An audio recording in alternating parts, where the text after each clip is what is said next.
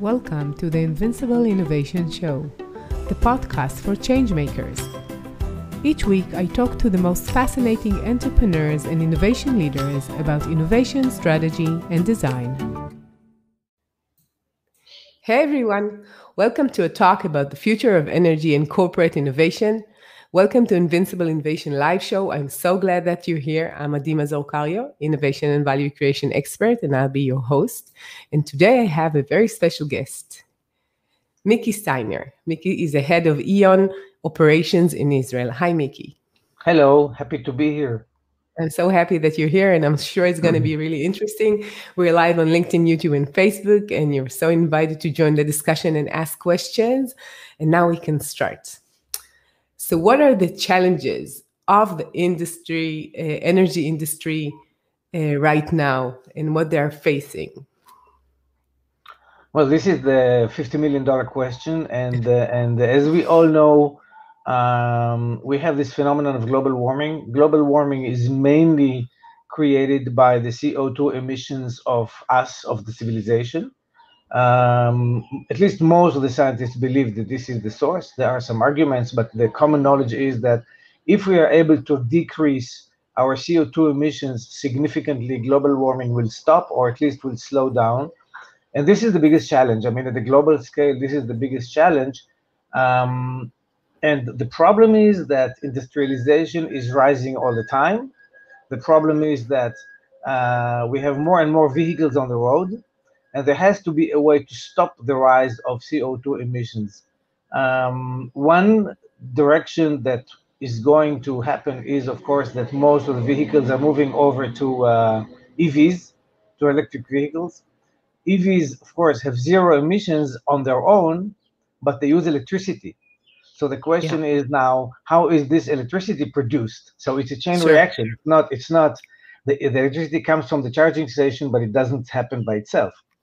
So the biggest challenge would be to go over to produce electricity from renewable sources. I mean, everybody knows it, but I was just trying to explain why this is the situation. Many industrial plants have already transitioned to use electricity as their energy source. The biggest increase in use of electrical energy is electric vehicles and heat pumps. Heat pumps are used to heat and cool buildings, and with the rise of industrial buildings, etc. So the use of electricity is increasing, and thereby we need to decrease the production of electricity from fossil fuels, from oil, from coal, from all these dirty fuels, which when they are being burned, they create CO2. The CO2 goes up to the atmosphere and creates this syndrome that we all know about, the hothouse syndrome, as we call it. Yeah. So you mentioned that there is a demand for more power. Could it really coexist with the cut in carbon emissions? So could that be where we need more and we need to cut? So what could we do? So yes, it could. There is the Paris Agreement, which is very famous because the US left it and joined it back, made the demand that to limit the rise in world temperature to less than 2 degrees centigrade all the way up to 2050. And the only way to do that, as I said, is to decrease emission. The only way to decrease emission is to move over to renewable energy sources. The most common renewable energy sources are solar power and wind power.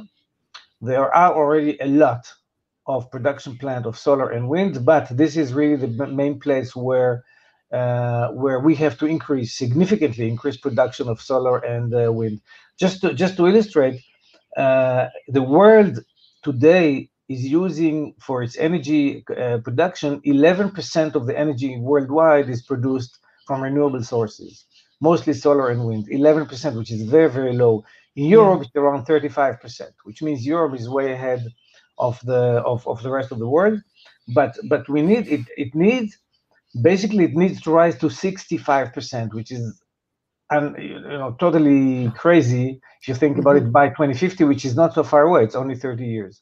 So the main challenge and the main approach has to be to move over to renewable sources, solar and wind.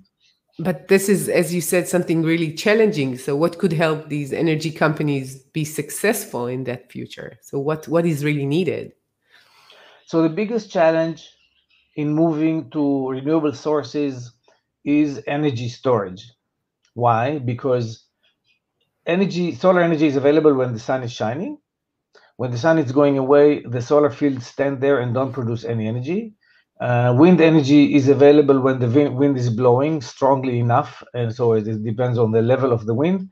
And when there's no wind, there's no production of energy. So the challenge, on the other hand, the demand is there all the time.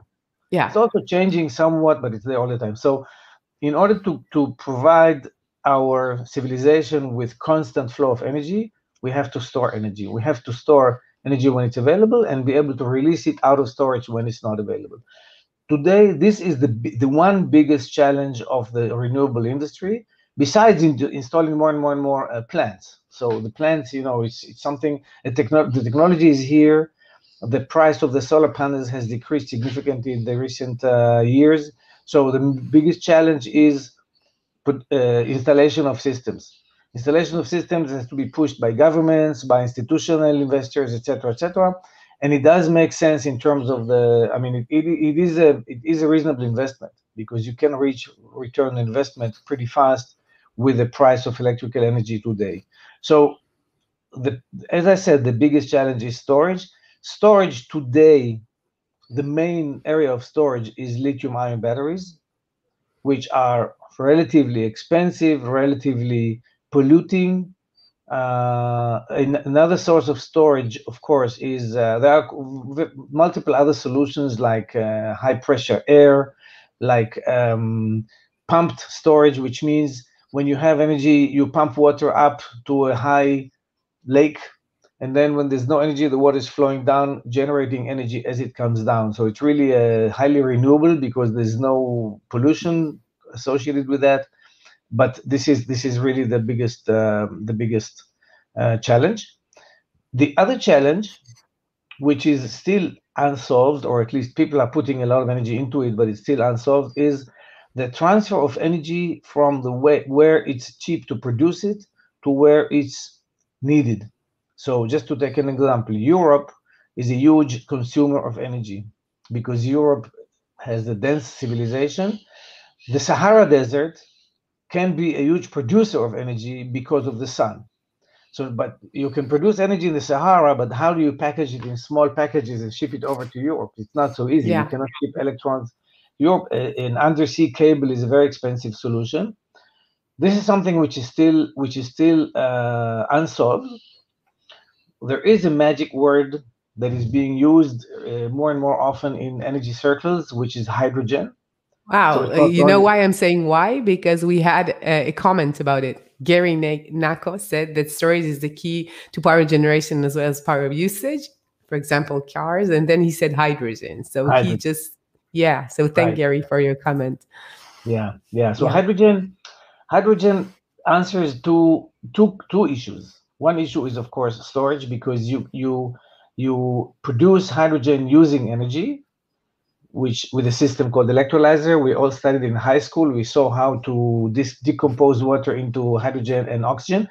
Yeah. So you can create hydrogen using energy, and then you can use it using a reactor to create energy. But you can also transport hydrogen, Hydrogen. from cheap energy areas to high consuming areas. And this is something which is still under a lot of work, research. Can you do it in ships? Can you do it in pipelines? What is the safe way to transport hydrogen? So there are multiple solutions, but the optimal solution is still not there.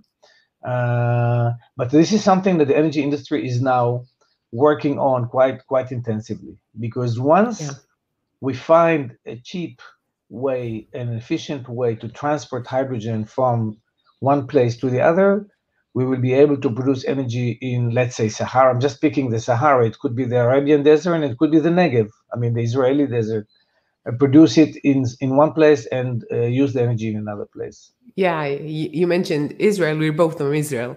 So we always, I think from the 60s, maybe we had solar panels in Israel to heat the water. but we Right. never used it for electricity. Could you explain why? We have lots of sun most of the year. Yeah. So So how do you explain? first of all, it's a very interesting phenomenon. We had in the 50s, there was somebody, I don't remember his name now, who invented the solar water heater. And Israel, where electricity was really scarce and still is expensive, it was a great solution because it's a hot climate. Most Israelis take a shower at least once a day, so you need hot water constantly, and it's very cheap. You get it for free basically. But the solar water heater is a relatively simple contraption. I mean, you put together a pipe, a black pipe, you put it in the sun, it heats up, the water goes through it, and it becomes hot. I mean, this is the basic principle. The photovoltaic cell is something which exists for a while, but the problem was for many years it was expensive. It was relatively expensive, and the ROI, the return on investment on installing photovoltaic panels on a roof or on a field, was not good enough. Prices came down significantly, but really significantly in the recent years, mainly due to Chinese production, which is still high quality but much lower cost. And the market it's very available now, highly available. So that's why it became much more available. The photovoltaic power source is today much more available than it used to be in the past. So, Yeah, but still, there's a question, and I've been asked by many guests who arrive in Israel by planes and look down as they land, and they say, "Why don't I see many solar fields in Israel?" And it's a big question. It has to do with probably with regulation, because Israel's energy market is relatively conservative. It's changing in recent years, but it's a relatively conservative market dominated by one major energy supplier. So there were not really enough incentives for people to produce energy on their own and supply it and sell it to the electric company. It's yeah, changing in the recent years, and now it's becoming. I mean, they separated the generation from the network, so now you have business endeavors, and there are quite a few companies in Israel who build and install solar fields and sell the energy yeah, to the electric company. yeah. My husband works in the electricity company in Right. Israel, I and didn't I say could anything bad about the electric company. we could say whatever we want, but they're not innovative as I know them. And many energy companies are really large corporates. So, what is the most important element of corporate innovation success? Yeah. So yeah, you led very nicely into this subject because in my career, I worked for a company like SAP, which is a large software company, which considers itself highly innovative because the software company has to be innovative. And now I'm working for a power utility called E.ON, which wants to consider itself highly innovative, but it's very difficult. Um, like in the Israel Electric Company, an electric company's main goal is to supply highly available and reliable electricity to its customers. Electricity networks are what 150 years old or maybe more, from the days of Edison and Nikola Tesla, etc. And the problems of supplying, maintaining, keeping large energy networks is a huge challenge. And it's a challenge. It's a relatively conservative situation. You have grids, you have power lines, you have transformers, etc. This in itself is a huge challenge. So a large company like that becomes by nature very conservative and is not embracing innovation as fast as it should. Now, it's not a criticism against the people, it's the fact that the utility has to be conservative because, at least in Germany, our SLA, service level agreement, is that you're not allowed to have more than 15 minutes per year power outage for your customers. Now, it doesn't exist in Israel. It for sure doesn't exist in the United States with all the storms and everything. 15 minutes per year is really almost 99 point, I don't know how many nines after the decimal point. Yeah, So the main challenge of the managers is to maintain the system, to keep it running, and not to have any faults. Now, innovation by itself has risks in it, because if we sure. introduce a new innovative system, it could fail in the first phases of its life, even if you did a lot of tests and a lot of evaluations, etc. It's still more risky than the old-fashioned switches and transformers, etc. And this is where the challenge lies, because because a middle manager in a utility company has his own or her own KPIs, and they want to go home in peace after the day, and they want to have their weekends and their holidays. And if you come to them with innovative ideas and solutions, their natural tendency is to defer, to delay. Well, maybe not today, maybe not this week, maybe next week, and it's very natural because they have their own job to fulfill, and they want to, as we say in Israel, to come home in peace. Yeah. So it's this is the biggest challenge.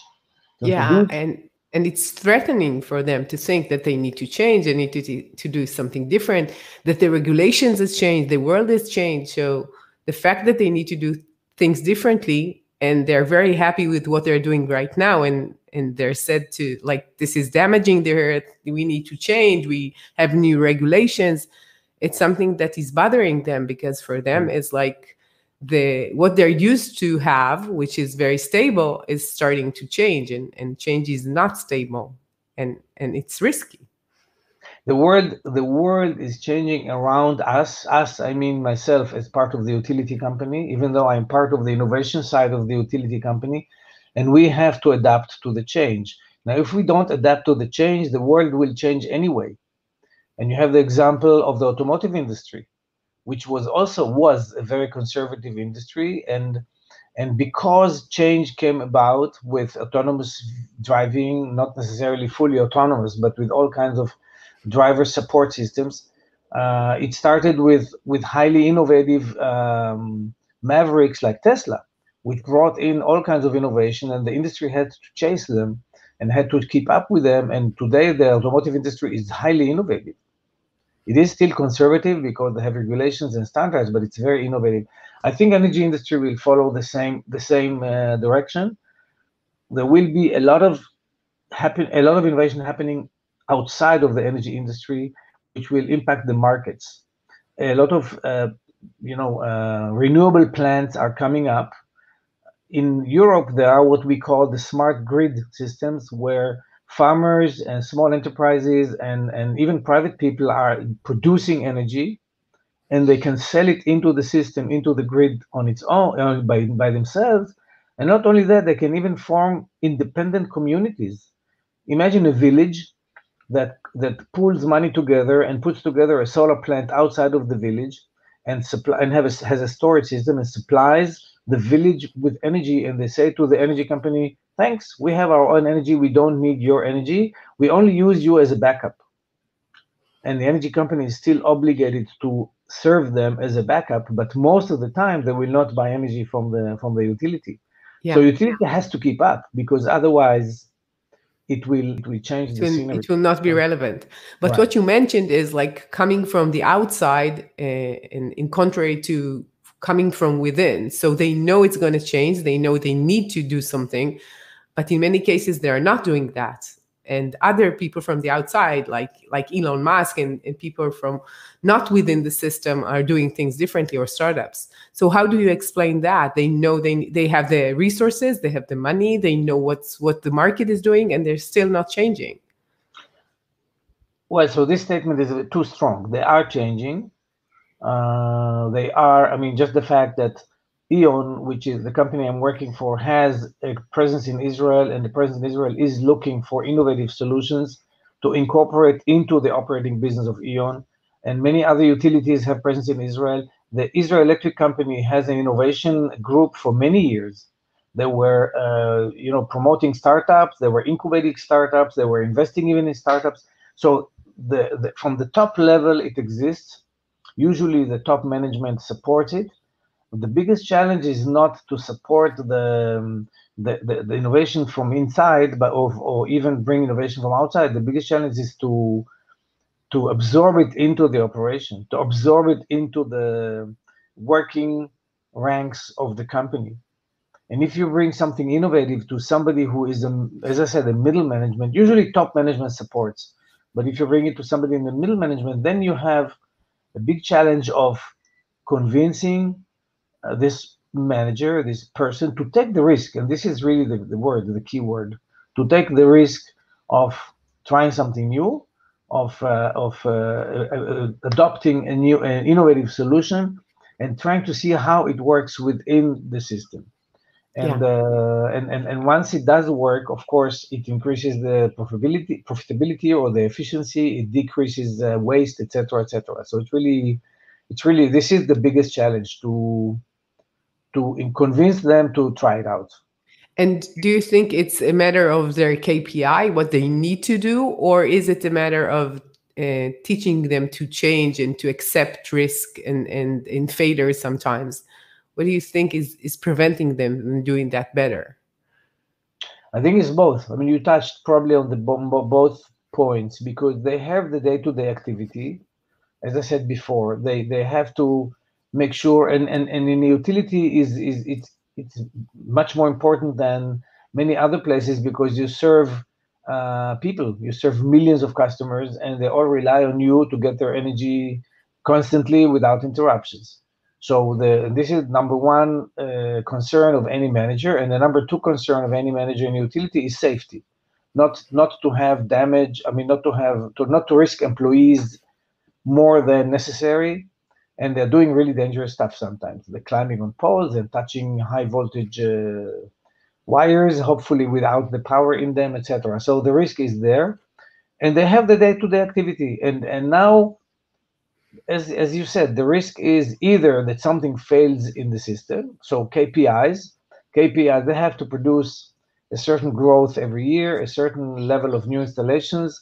I mean, they have a lot of work, and the work takes up 110% of their time. And now you're coming to them, or we are coming to them with a very nice startup from Israel, with two entrepreneurs with gleaming eyes, telling them about this beautiful solution, which is really beautiful. But they are, first of all, there is this cultural differences because, and it's not only if a startup is from Israel, it could be from Switzerland, it could be from Australia, and all from the US. Startup people are usually a whole different breed than those company executives who come to work with a white shirt and well dressed. The startup people are usually people with a mission. They are driven to fulfill their mission. They believe in the value that they bring to humanity, and they will not usually will not be convinced of any negative influences, even if they are there. Yeah. And so, but this is the nature, and this is also the beauty of it. The difficulty for a manager in a company is to accept that something that he thought would never work does work because of a certain innovation. And I've seen it many times. I came to managers in the company with very innovative solutions, various technologies. I will not mention them specifically, but and they said, "Yeah, I know this technology for many years. It doesn't work." So my plea to him was, if you think it doesn't work and these people can show you that it works, this is exactly the place where it should raise your curiosity and say, hey, maybe they have a breakthrough. Maybe something is here that they have found or they invented, to use a simple word that I didn't think about. And let's take a look at it. Let's embrace it. And in Sure. most cases, the conservatism rules, and it's not even a question of age. It's a question of mentality, or sometimes a question of age within the company. So if it's somebody who is new to the company or is changing position to another role and says, in this role I want to make a change, then he is more open to embrace innovation. Yeah. You know what you said about the difference between an entrepreneur and someone who's working as an employee for years in the same company. It's like two very different way of thinking, and it collides, and they need each other. The entrepreneurs need the bigger companies to try out their ideas and to see if it's working within their company sometimes. And the companies, as we said, they do need to innovate. Sometimes it's really hard for them to do it from within because they try things and now they don't believe, and they have another thing like major position and role there, and they don't have time to do it all. And still the collaboration is although it's needed, it is really hard, and it needs to even sometimes to be facilitated, I guess, to really make it happen. So this is exactly, and this is really, first of all, our main role in our group here in Israel, and we have a similar group to the one here also in the Silicon Valley. The main role is to create, I mean, I call it dancing with the elephants. The startup which is like a small mouse or a small rat, Mhm. wants to create a dance together with this huge company. We don't speak the same language. We don't have the same values because the startup by nature is willing to risk much more because startup entrepreneurs risk the most important asset they have, time. So they invest 2, 3, 4 years of their lives in a startup, which is something that doesn't come back. Money goes and money comes, but life keeps going. Yeah. So and the company executive, all he has to invest is a certain level of risk and attention. So when you get those meetings between those two entities, you have to create a lot of translation, not only German to English, but also Mm. culture to culture, or German to Israeli, so to speak, but also culture to culture in terms of startup vis-a-vis large corporates. And this is really the biggest challenge.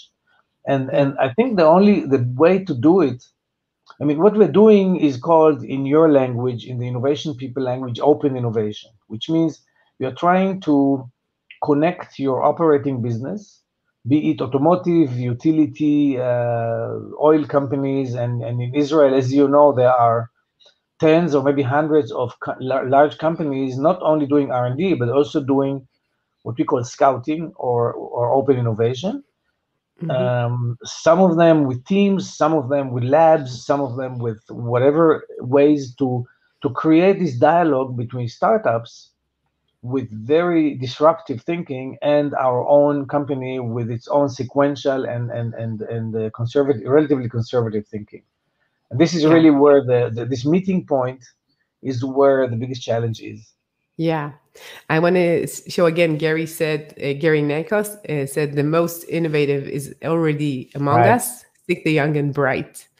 So people are very innovative and curious about what's going to happen. And we just need to find these people that are Yeah. really willing to take the risk. And they're even eager to take the risk and to try a new thing.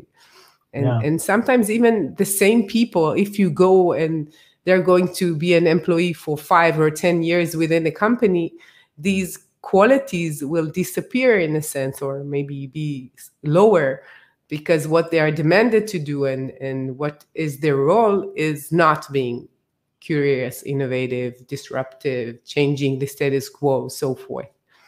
And Yeah. therefore they need it from the outside.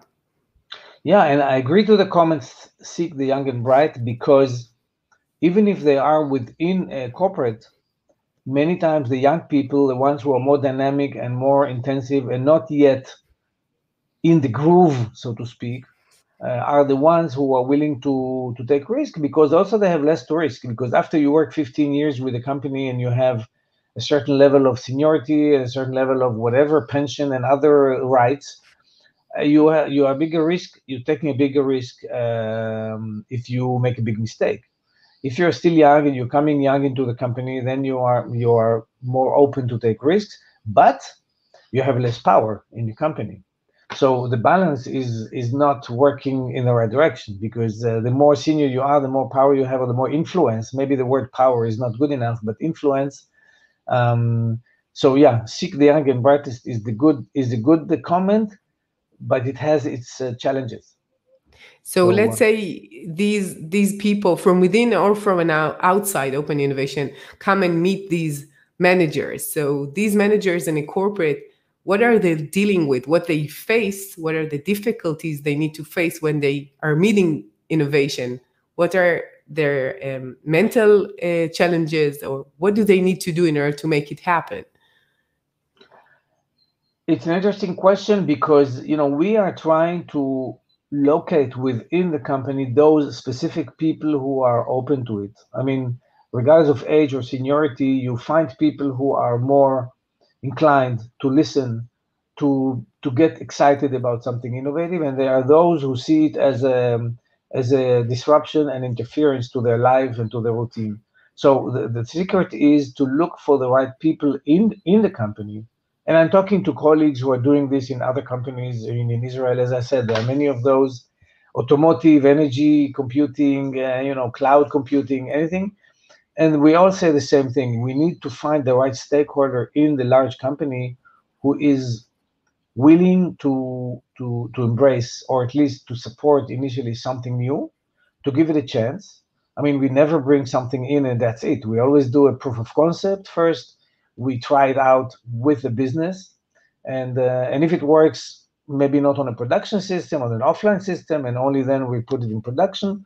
But it's really to find the right people, and it's something maybe you inherit or you grow up with. I mean, it's not something. It could be acquired to a certain extent, but only up to a certain level. I think that if you have it, you have it, and then we find the right people, we can work with them and increase it. And if you Yeah. don't have it, if you are very conservative, or if you're innovation um, resistant, it's almost impossible to change you. Yeah. And, But you know, it means that what we're talking about is not in your title.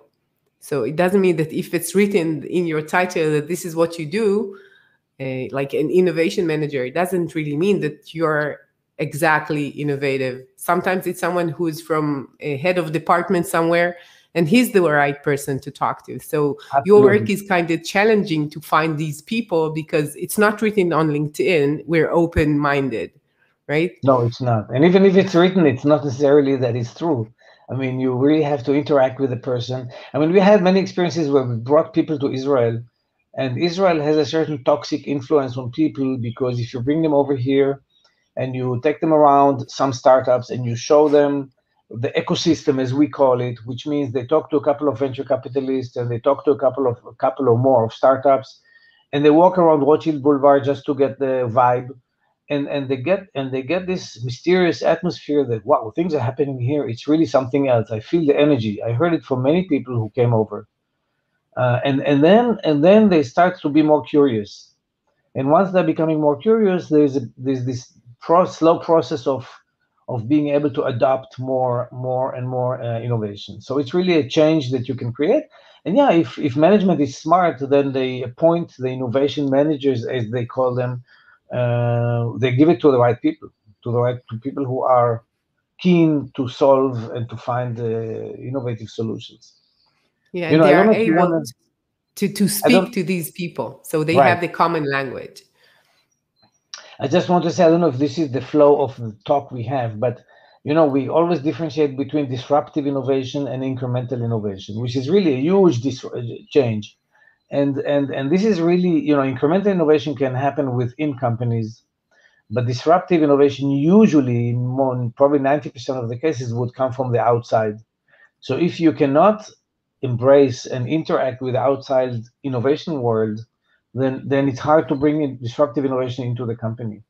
And then you're Yeah. doomed to become a Kodak, as one example, or a DEC Computers, PDP. If some of the audience remembers, it was a very famous computer company in the past which disappeared. So these companies did not did not adopt disruptive innovation. I mean, Kodak was selling films when digital cameras were already here.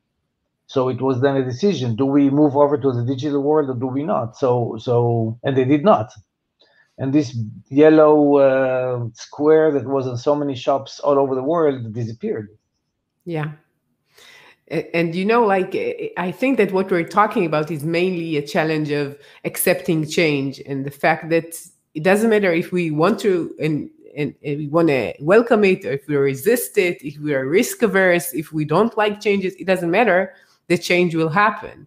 Right. And we are, as people within these companies, we need to really be able to adjust to it and to be willing to accept that things are changing and not say, okay, like right now we're doing everything just fine. We know what we're doing and we don't want to even think about another option. And they're very small. They're not taking much of our market. They're very like in the sides. We can ignore them and so forth.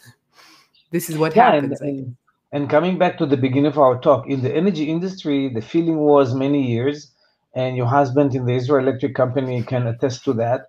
That hey, we are safe. Electricity is something that we know how to produce. We sell it. Nobody can compete with us because of the size and the power that we have. Power in both directions. Power in terms of force and power in terms of electric power. So we're immune, and this was for 200 years the situation. But then suddenly alternative systems came around. Regulation changed, which is really, this is the biggest aspect, because as long as regulation promotes the monopoly, you cannot do Of anything. course. Regulation changed. Texas is one of the places which is most obvious, but also in Europe, in Germany, it's happening. And suddenly they are finding competition all around them. So they have no choice but to adopt. Otherwise, they will lose. Yeah. They will lose the game. It looks like what we need in order to make the world better or change, not always to the better, but going forward, you need to be open minded and open to new things, and really understanding that you might know a lot, but you don't know everything. You need other people in order to do that. And we have another comment from Gary, and he's talking about bravo, diversity and inclusivity. There is a balance to value everyone brings, and I think that we understand that these people who were like God within their companies, Right. like we know everything. They understand that the hierarchical way of thinking, that this is what we're doing, we know everything, we don't need anyone from the outside, is changing. And Right. people do that and say, okay, we need Right. other people. And with the availability of, and we always say, internet became made the world flat, and everyone can find any knowledge that they need on the internet. So getting human knowledge is easy at your fingertips. Now the point is, are you creative enough to make out of the existing human knowledge something new, which did not exist until today, and which is what we call disruptive? And if you find something disruptive like this, you can, you're, first of all, you're standing out, but you have to win the confidence of the people in the corporate. If you want to sell it to a corporate, Steve Jobs did not want to sell it to, he wanted to sell Apple to Microsoft, and they threw him down the stairs because he was young and cheeky, and they said, no, this will never take off. And Bill Gates until today said about Apple that it will not happen, and Yeah. look where Apple is today. So the point is, yes, to be diversity is very important, and not only diversity, but dialogue and exchange and listening, even to the youngest kid who is part of the team. But also accepting that that you're not God, as you said before. You're not God, even though you're a senior executive in a company. Listen to those people from the outside, because they can bring you the light, as we say. Yeah. So, what is the most surprising thing you learned after so many years in innovation and with companies you work with? What is the most surprising thing? Yeah. The most surprising thing is, I think, that the most innovative ideas can come from the least expected sources. I mean, we have seen. I mean, we looked for a while into we. I mean, in energy, in here in the investment group, we looked into construction tech, which means as you know, the construction industry is a very conservative energy industry. As somebody told me, our construction people are doing the same work that our forefathers did in Egypt, putting one brick on top of the other and building a building. So it's Yeah. changing. It's not as conservative as it used to be, but still there's a lot of change needed. And we saw ideas coming out of totally unexpected places of how to improve the process of construction and the monitoring of construction, etc., which were really amazing. So the surprising part is innovation will not come from the place you expect. It will come from the least expected places of smart people who think about something. They're not sure it will work, but if they have enough courage or enough determination, they will go after it, and they will find innovative solutions. And Yeah. many startups that we met are based on this kind of phenomenon, that people said, well, it looks to me intuitively that it should work. Let's try out how it works. And then of course comes technology and science and everything else Yeah. to make it happen.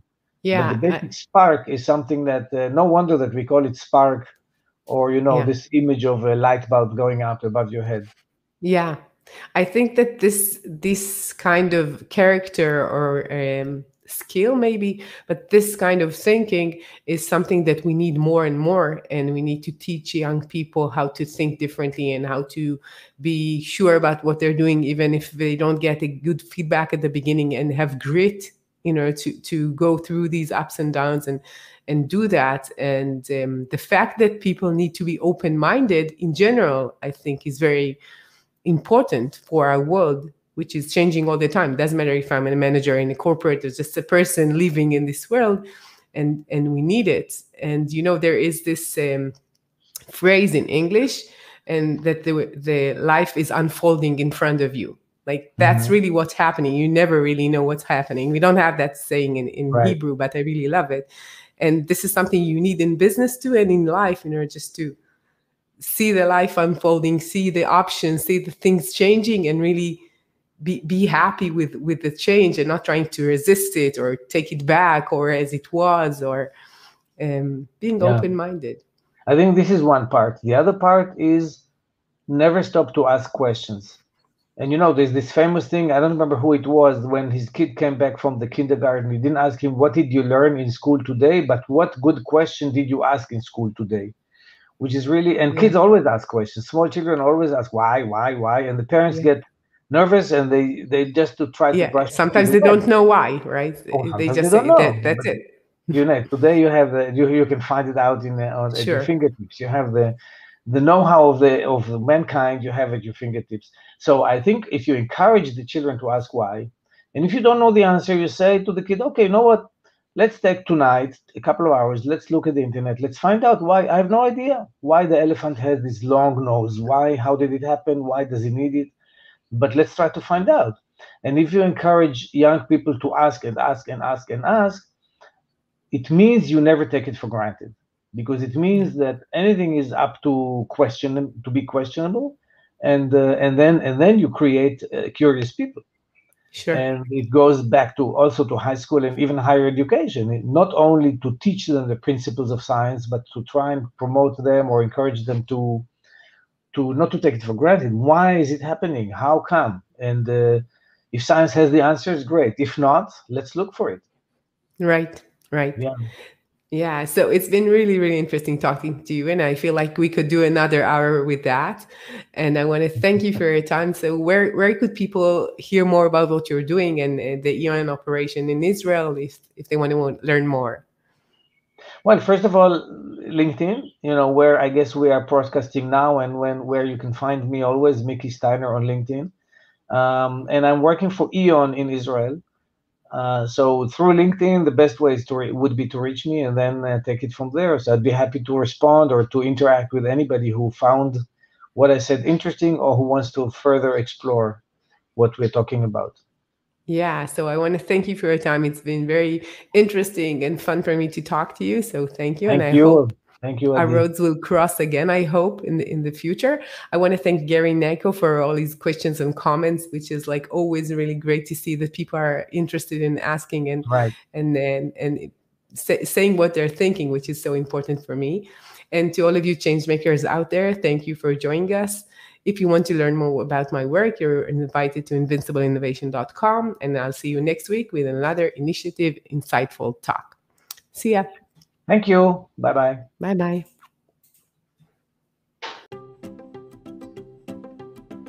I'm Mazor Kario, and you've been listening to the Invincible Innovation Podcast. Make sure to visit our website, invincibleinnovation.com, where you can learn more about our programs and my book, Innovating Through Chaos. I'll be waiting for you next week in our next episode. Thank you for listening.